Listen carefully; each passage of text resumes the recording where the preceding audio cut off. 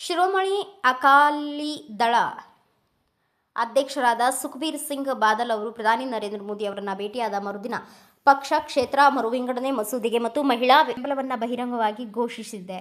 ಕ್ಷೇತ್ರ ಮರುವಿಂಗಡಣೆ ಮಸೂದೆಗೆ ನೀಡಿರುವ ಈ ಬೆಂಬಲ ಮುಂಬರುವ ಪಂಜಾಬ್ ಚುನಾವಣೆಗೆ ಎಸ್ಎಡಿ ಬಿಜೆಪಿ ಮೈತ್ರಿ ಸಿದ್ಧವಾಗಿದೆ ಎಂಬುದು ಸ್ಪಷ್ಟ ಸೂಚನೆಯಾಗಿದೆ. ಬಾದಲ್ ಅವರು ಶನಿವಾರ ಕೇಂದ್ರದ ಕ್ಷೇತ್ರ ಮರು ವಿಂಗಡಣೆ ಯೋಜನೆ ಬೆಂಬಲಿಸಿ ಎಕ್ಸ್ನಲ್ಲಿ ಒಂದು ಪೋಸ್ಟ್ ಹಾಕಿದ್ದಾರೆ. ಆ ಪೋಸ್ಟ್ನಲ್ಲಿ ಅವರು ದೇಶದಲ್ಲಿ ಮಹಿಳಾ ಮೀಸಲಾತಿ ಮಸೂದೆಯನ್ನು ತಕ್ಷಣವೇ ಜಾರಿಗೆ ತರಬೇಕು ಎಂದು ಪಕ್ಷ ಆಗ್ರಹಿಸುತ್ತಿದೆ ಎಂದು ತಿಳಿಸಿದ್ದಾರೆ. ಜೊತೆಗೆ ಎಲ್ಲ ರಾಜ್ಯಗಳಲ್ಲಿ 50% ಸ್ಥಾನಗಳ ಏಕರೂಪ ಹೆಚ್ಚಳದ ಕೇಂದ್ರ ಸರ್ಕಾರದ ಪ್ರಸ್ತಾವವನ್ನು ಎಸ್ಎಡಿ ಬೆಂಬಲಿಸುತ್ತದೆ ಎಂದು ಹೇಳಿದ್ದಾರೆ. ಚಂಡೀಗಢದಲ್ಲಿ ಇಂದು ನಡೆದ ಹಿರಿಯ ನಾಯಕ ಸಭೆಯಲ್ಲಿ ಶಿರೋಮಣಿ ಅಕಾಲಿ ದಳ ದೇಶದಲ್ಲಿ ಮಹಿಳಾ ಮೀಸಲಾತಿಯನ್ನು ತಕ್ಷಣವೇ ಜಾರಿಗೆ ತರಬೇಕು ಎಂದು ಆಗ್ರಹಿಸಿದೆ.